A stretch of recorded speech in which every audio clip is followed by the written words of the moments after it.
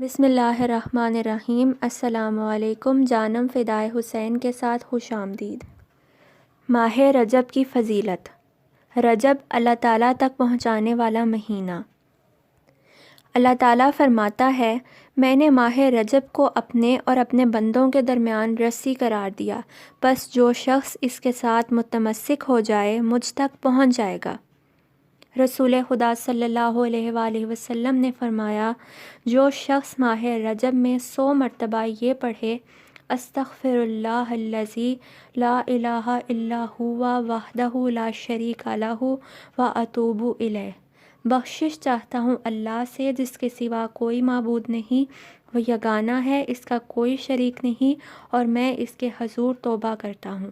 پھر اس کے بعد صدقہ دے تو اللہ تعالیٰ اس شخص پر اپنی تمام تر رحمت اور مغفرت نازل کرے گا، اور جو اسے 400 مرتبہ پڑھے گا تو اللہ تعالیٰ اسے 100 شہیدوں کا ثواب عطا کرے گا۔ رسول خدا صلی اللہ علیہ وآلہ وسلم نے فرمایا، رجب اللہ تعالیٰ کی رحمت کی بارش کا مہینہ ہے۔ اس مہینے میں اللہ تعالیٰ اپنے بندوں پر رحمت کی بارش کرتا ہے۔ رسول خدا صلی اللہ علیہ وآلہ وسلم نے فرمایا، ماہ رجب اللہ تعالیٰ کے نزدیک بہت زیادہ بزرگی کا حامل ہے۔ کوئی بھی مہینہ حرمت و فضیلت میں اس کے ہم پلہ نہیں، اور اس مہینے میں کافروں سے جنگ و جدال کرنا حرام ہے۔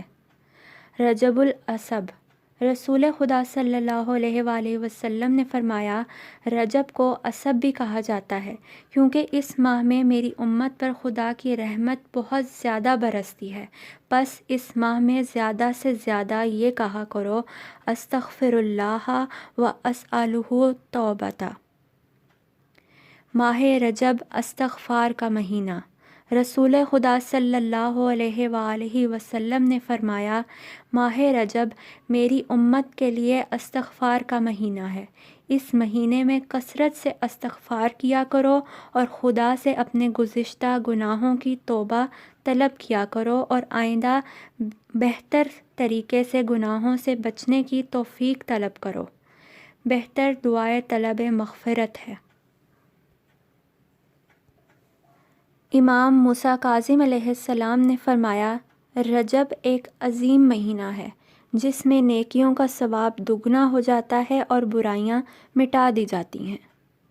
مزید جاننے کے لیے جانم فدائے حسین کو سبسکرائب کریں اور ہماری ویڈیوز کو لائک اور شیئر کریں۔ جزاک اللہ خیر۔ التماس دعا۔